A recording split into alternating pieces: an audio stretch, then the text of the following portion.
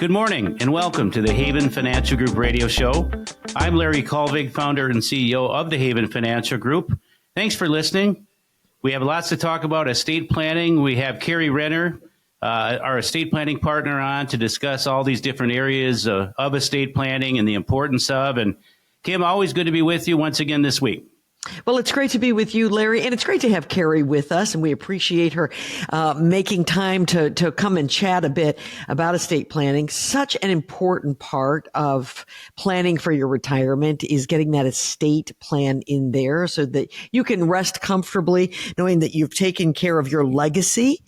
And we're going to talk to Carrie and, of course, to Larry about all different aspects of estate planning and why it's such an important part of retirement. First, we're going to talk about the tools, trusts and wills. I think it's really important that people who maybe don't have a trust or have a will understand that they are definitely different and what their purpose is, Larry, because I'm not sure everybody I think just thinks if I have a will, I'm in good shape, but that's not necessarily the case, or a trust.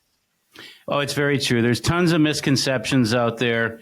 This is only for rich people, that they're the only ones that need to do what we're going to talk about today. Couldn't be further from the truth. And, human nature is procrastination. I get a kick for all these years. How long have you been thinking about doing a will? Oh, for about 40 years. Well, don't you think it's maybe about time to actually get it done this time? Because what we do know is you can't do it after it's too late. Yeah, that we do. This is pretty definitive. Some of the other subjects today is the complexities of naming a beneficiary. The beneficiaries issue, you and I've talked about that so many times. I think when you're in the midst of your estate planning, that's great, but that might also be something that you have to go back and address years later. So, maybe you've got your will and you've got your trust and you've got everything set up, but maybe things have changed in your life and that's something you need to go back and revisit. So we'll talk about that. Of course, taxes and how that relates to your estate, always an important issue. And then finally, the importance of your legacy beyond finances. So let's get started today if we could. And maybe Carrie could just jump right in with us here and talk a little bit about the purpose of, first, wills. Why do people need a will and who needs a will, Carrie? Well, hello, Kim, and thank you for having me, and Larry as well. What is a will? I think even to back up one step from that and to say what is an estate plan, because a will is typically going to be a piece of that estate plan. And I think that's an excellent question that we often overlook and don't take the time to address. An estate plan is something that can mean something different to just about anybody. And I think at the very basics of estate planning, it is, what are your goals? What are your goals around end of life, around incapacity, if that ever becomes a part of your life? And how do we plan for that? Typically, a will is going to be a piece of that. And a will plays a greater importance in some situations than others. But I think a will is something that everybody should have as one basic element of an estate plan. Mm-hmm. All right. So there's trusts as well. So what is the difference between a will and a trust? And that's a great question, and that's a big question, Kim. But there are some very distinct differences, and that I think the most distinct is the issue of probate. So probate is a court proceeding that's sometimes needed to transfer assets when a person dies. But often when somebody is putting an estate plan in place, one of their goals is to create a plan that's going to keep everything out of court and to avoid probate.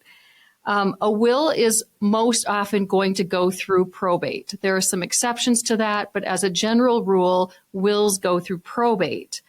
And trusts are legal entities that are created during your lifetime that will transfer assets when a triggering event occurs. Oftentimes that triggering event is death.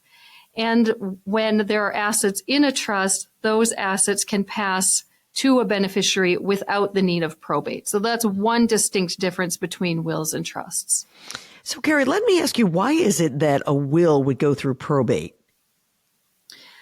So a will, Kim, is something, I tell people that when something is being controlled by a will, it means that the person during their lifetime really did nothing to plan for that asset. They didn't put a beneficiary on it. They didn't jointly own the asset. They didn't put it into a revocable living trust or an irrevocable trust. And the will is kind of the big catch-all for all assets that somebody didn't put another plan on it during their lifetime.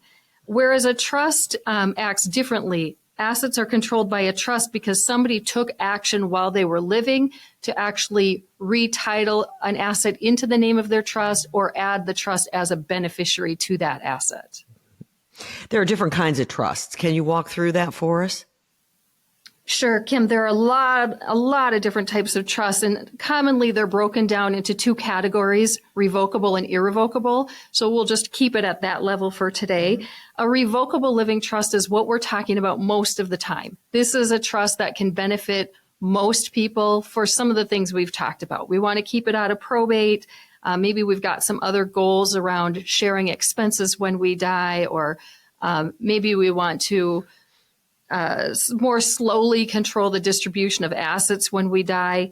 Those could be reasons for a revocable living trust. They are not generally used for large tax planning. Estates that are large enough. In Minnesota, I would say if an estate is exceeding for a married couple over somewhere between $4 to $6 million, we're going to be looking at tools beyond revocable living trust to minimize any sort of tax liability when they die. Mm-hmm. So in Minnesota, irrevocable trusts are largely going to be for estate tax planning. Mm-hmm. Larry, I think people get really nervous when they hear a trust because the first thing they think is I'm turning all of my assets over while I'm living to a trust and then I don't have control. Hear it all the time. And that is a common misconception where revocable means changeable. It's still your asset, even though it's in your trust name, whatever that is. And I'm always cautious. I want people to be cautious that, I'm all about saving money and doing it yourself where it makes sense. But doing legal work, I think Carrie would attest, you got to get it right because you're probably only going to get one chance to do it. And so, if you're going to have surgery, you're going to try to get a coupon to find the cheapest surgeon to do the surgery, or you're going to go to the one that is most qualified to get it done. Do something, but, don't shortcut this. Get it done right. With Carrie and our partnership there, it starts with a consultation to find out what that looks like, mapping out a plan, what the goals are. From there, figuring out, well, what would the cost be with that? Nothing's free. And I love the transparency she has in her firm up front about that, so people can make educated decisions, which you and I talk about every single week, getting all the information to make an educated decision.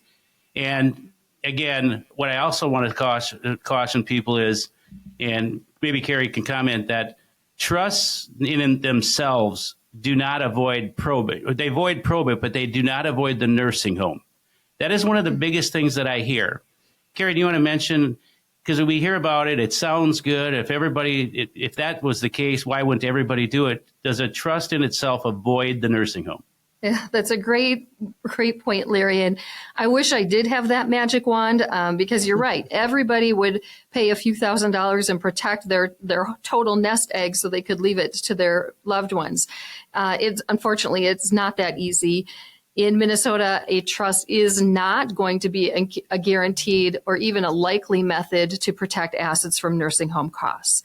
If people are interested in protecting assets from nursing home expenses, long-term care insurance is a good avenue to pursue, or just accepting the fact that their assets are there to be able to take care of them later in life.